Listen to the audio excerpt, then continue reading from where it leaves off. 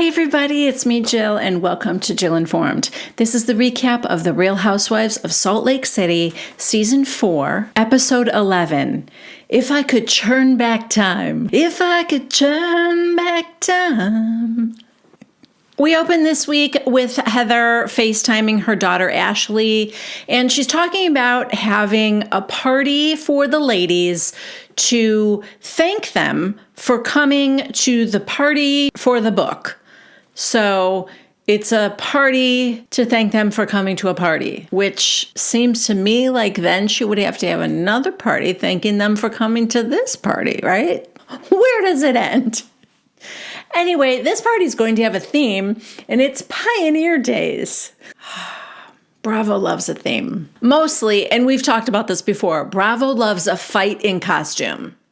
And, let's just say that the Salt Lake City ladies are going to oblige. Next, we are at Monica's house, and she and her 17-year-old daughter, Bree, are having a little moment. Bree is going to prom, and Monica herself was prom queen, so she readily pulls out the photo albums. Yeah.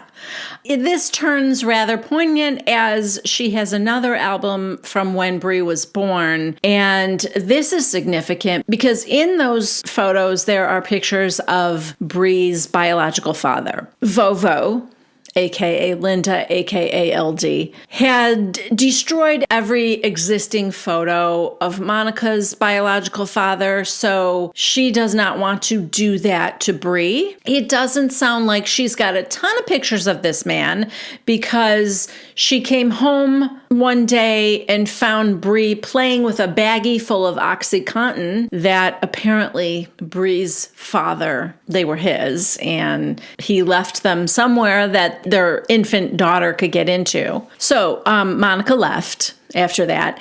And then Mike, Monica's ex-husband, the one where she slept with his brother-in-law, his sister's husband. Yeah, that guy, he adopted Bree when Bree was just like a year old. So really, Mike is the only father that Bree has ever known. I don't think it's a great loss to Bree because one thing that Monica gave Bree that Linda didn't give Monica was a loving father. And that's Mike. He's been in her life ever since. And I don't think that Bree has sort of that same hole that needs to be filled with, where's my father kind of thing.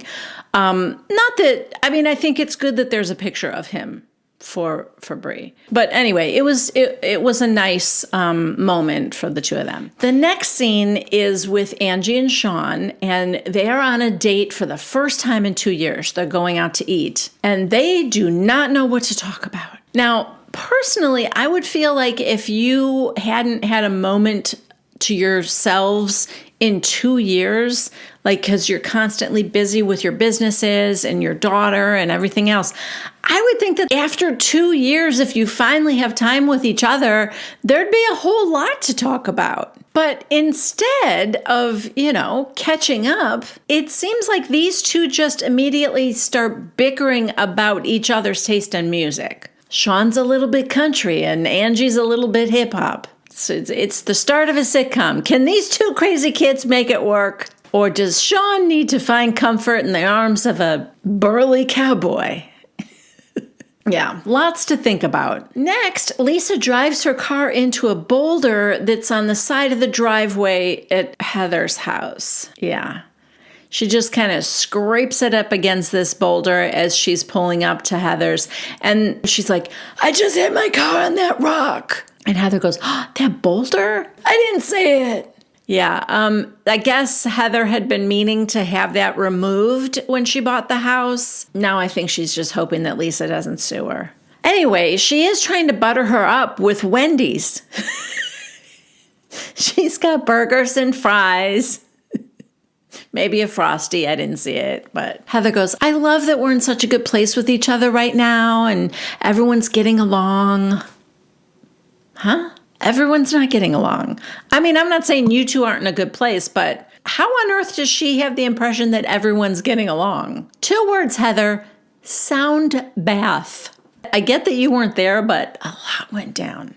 Anyway, Heather would like to plan a girls' trip because everyone deserves it. Lisa's like, I love that. Where are we going? And Heather goes, well, I went to this little tiki bar with Monica the other night, and she was telling me that she used to spend her summers in Bermuda. That's where her grandmother lived. Then we get this weird, like, reverse of the film. Lisa's leaving her house. Lisa's unhitting the boulder. I bet Lisa wishes they could do that in real life. Let's go back to the moment before I scraped my Porsche on the boulder. Let's go back to that. Drinks. Anyway, she and Monica are having drinks, and Monica is telling her that her family is from Bermuda, and there's a lot, I guess there's a large Portuguese community there or something. And Heather says, what if we got everyone together for your birthday and went to Bermuda? And Monica's like, are you serious? I would die. Okay, time out.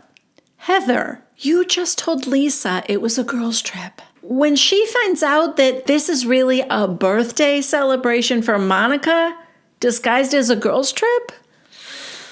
Oof. I mean, Lisa already looks slightly uneasy that Heather is telling her that Monica's family is from Bermuda. Like, already that's too much Monica for Lisa. Anyway, Heather goes, I told her that she has to apologize to you if we do this. Now, in reality, because we did get that flashback to the night before, she doesn't quite say that. What she does say is, you and Lisa have to make up before the trip, though, just so we can all have fun there. That's a little bit different than you have to apologize to Lisa, you know? Anyway, Monica's like, okay, fine. To be fair, Monica seems fairly drunk in this flashback scene. So anyway, Heather suggests that they tell everyone at the Pioneer lunch that she's having. So of course, Heather is announcing it to Lisa now, before the Pioneer lunch. Heather just says to Lisa, I think that Monica is going to apologize and make it right, and we're going to have a good time in Bermuda. And Lisa goes, look, I don't care if she's there. She's not my problem. I don't even need an apology. I'm just not interested. Next, we're with Whitney and Angie, and they are having lunch together. They're just, taking care of themselves, a little girl time. It's very important. Angie tells Whitney that she and Sean went out on a date for the first time in 2 years, and it was a little awkward. She just found out that he's into country music. I feel like they should have dated sooner. This is maybe information that she should have had before they got married and had a kid 12 years ago. No. Whitney just said that, yeah, me and Justin are having some problems too. We're not the same people we were 14 years ago. And then Whitney wonders if it's even natural for people to be monogamous. She doesn't think that it is.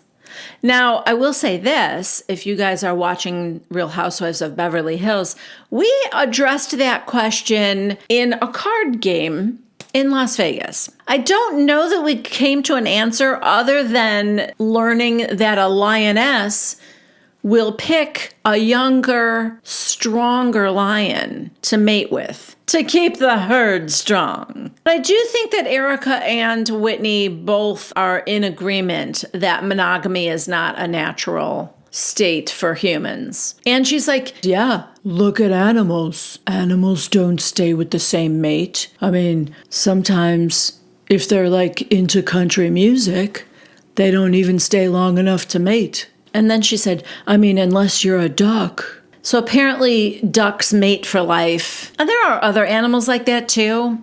Wait, is it swans? I might have heard that about swans. I've never heard it about ducks. I'm not saying it's not true, but I do think it's true of there are some other animals too. Anyway, Whitney thinks about this for a minute and she goes, I always thought ducks would be sluts. Yeah.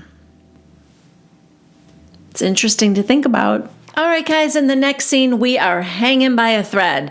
That's right. It is back to Meredith and Seth's award-winning podcast. And this week, the special guests are Whitney and Justin, because they're hanging by a thread. No, they arrive, ring the doorbell, and I have to say, guys, the only thing more obnoxious than Justin's Fendi skull cap is the fact that Seth answered the door in his headphones. What? Why are you wearing them already? Has the podcast begun? Did Meredith press record early?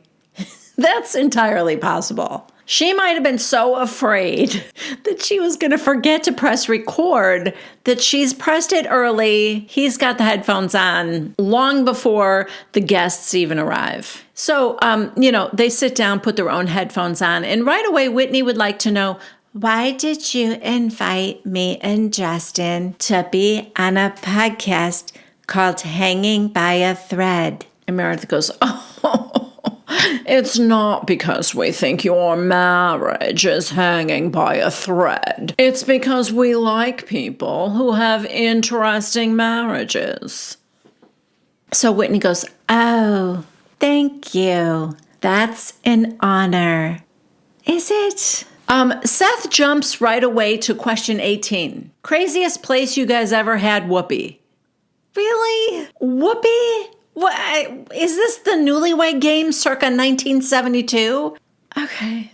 And also, can the answer possibly top on national television covered in chocolate? Because that one cost Justin his job. Was there a crazier place they had whoopee? Oh, well, apparently there is, because Whitney's answer is, well, remember that one time under your desk we got caught? Apparently his job has a 3-strike policy, because if they got caught having sex in his office by the HR person, by the way, then I think Justin's company's been pretty lenient. Oh boy. I hope this is being edited in a weird way, because the second question is, what's the hardest thing you two have ever gone through? And Whitney says, I think when Justin's father passed away. Wow.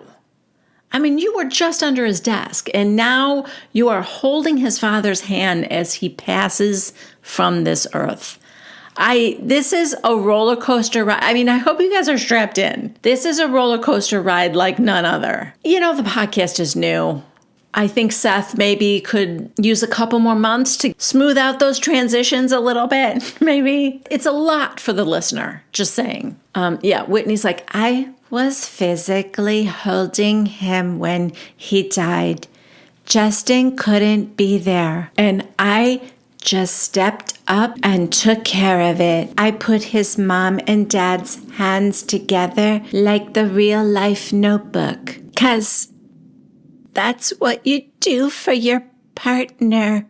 Okay, and what was the hardest thing you've been through, Justin? Because the death of your father seems to be Whitney's story. In fact, it seems to really be a story about how wonderful of a wife she is. Seth. Meredith, you look a little emotional. Yeah, that was really beautiful. And then Seth goes to Justin, you're so lucky, man. His dad died. Well, I feel like we're missing the bigger part of the story. Justin goes, I know. Okay, stop. Everybody stop. This is a story about Justin's father passing away. And the takeaway is you're so lucky, Justin, to have Whitney. I'm sorry. Yes, that was great that she did that when he couldn't. I don't know if he was at work or whatever, but that was great. I just think the story was just so self-serving on her part. I don't know. She does manage to say in a confessional later, not on air, not on the podcast, but, to us, she does manage to say that Justin is also always there for her. And also, let's remember who paid for her dad's rehab. Yeah. Okay, well, grab your Holly Hobby bonnets because we are headed to a Pioneer lunch. Heather even manages to get Lisa in a bonnet and an apron. I mean, after Palm Springs, I'm shocked. She's not happy. Let's not exaggerate, but she is doing it. Heather makes a toast to all of her sister wives. Little nod to sister wives, which I am also recapping every Wednesday morning right here on Jill Informed. Anyway, Heather's thanking them for showing up to the book event. Except you, Whitney. Don't know where you were. I'm sure Heather knows. I just don't. So, because the Church of Jesus Christ of Latter-day Saints was founded in April 6th, 1830, and since it is now April, not for us, but for them. She thought it would be fun to focus on the fun aspect of their shared heritage and have this pioneer-themed party. They're all smiling until she springs on them that now they're going to be churning butter. This is basically just putting heavy cream in a mason jar, filling it halfway, and shaking it. Just shaking it and shaking it and shaking it. For like a second there, I thought, oh, it would be fun if I was doing that while I was recapping this, just to see if by the end of the recap I would have butter. Because I was thinking to myself, okay, I think I actually have heavy cream in the house. I do have a mason jar with a lid, and yeah, I could. And then I remembered, I don't want to do that. Filming of this takes so much longer than like the edited down version you get. So if you guys get like 30 minutes edited down, that means I've been talking for like an hour. I don't want to be shaking heavy cream in a mason jar for an hour. So let's just imagine I did it and I ended up with a blob of butter. The ladies only do their shaking for about 30 seconds, and then they move on to handkerchief dolls, which looks like an activity that you would do with a 4-year-old. And now they go and sit down. Meredith will not give up on the shaking until there's butter. I didn't teach my children to give up on anything. So she's just still having conversations with people and randomly just, shaking this mason jar. All right, so like I said, they sit down to eat, and they're having like comfort foods, like pioneer comfort foods. There's ribs and mac and cheese, cornbread, things like that. And Heather announces a new game called Who's on Your Wagon? She sets the scene. Imagine you're on a wagon train crossing the plains. The oxen are worn, winter is setting in, and our wagon has too much weight. One person has to go. Who do you throw off the wagon?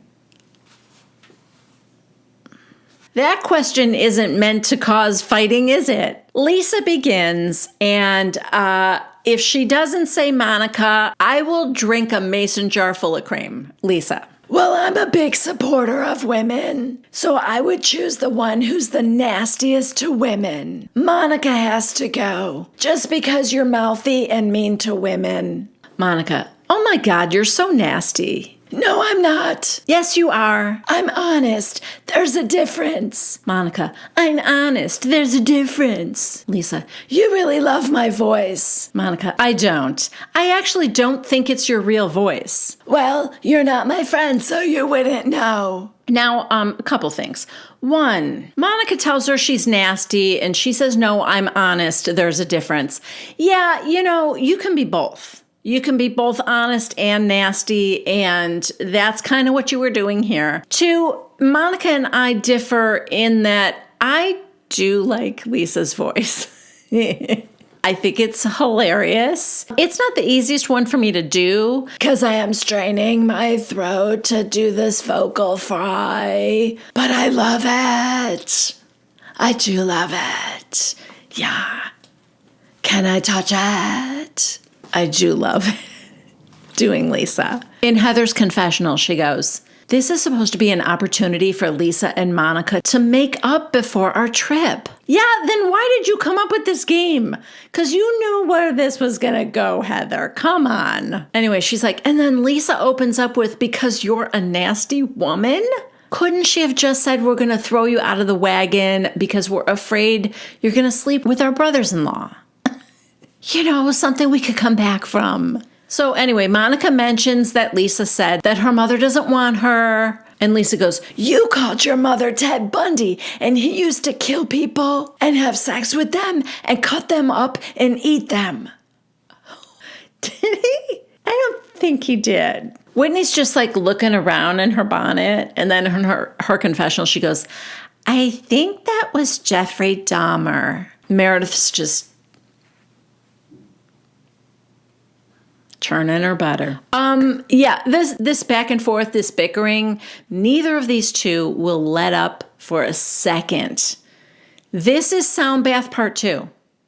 That's what this is. And Angie can't take it. She stands up now. She's got her fluffy fur jacket, her bonnet, her Bono glasses, apron. It's a look. It is a look. And she yells, "Opa!" And she picks up her wine glass and smashes it to the cement, just as our forefathers would have done in pioneer days. Anything to end the bickering on the Oregon Trail. Yeah. I mean, you might have assumed that their biggest problem was like dysentery or, a deep river crossing. But no. It was when Jedediah accused Ada's mother of being Ted Bundy. That killed more people than the harsh winters and cholera combined. It was a rough trip. So Angie yells at Monica, "Be quiet." Monica's like wiping away the tears because she doesn't like being made to feel like she's at fault for just defending herself. I mean, look, Heather's fault for asking the shadiest question in the first place. Lisa's fault for coming after Monica then. But Monica, you fight like a 4-year-old, and it's very annoying. So now Heather, they're done eating. Heather asks Monica to come. She kind of pulls her aside and bring your butter. Yeah, they're shaking. They're shaking their cream jars. Side note, what happened to 6 minutes? This churning butter activity was sold as 6 minutes of vigorous shaking, and you would have butter in your mason jar. These women have been shaking for 30 plus minutes and appear to have like a lumpy, thickish cream. Yeah. Ew. I heard you guys at home all collectively going, ugh. Yeah. You are not wrong. This is why we have grocery stores, people. So anyway, Heather had pulled her aside and she goes, "Are you crying?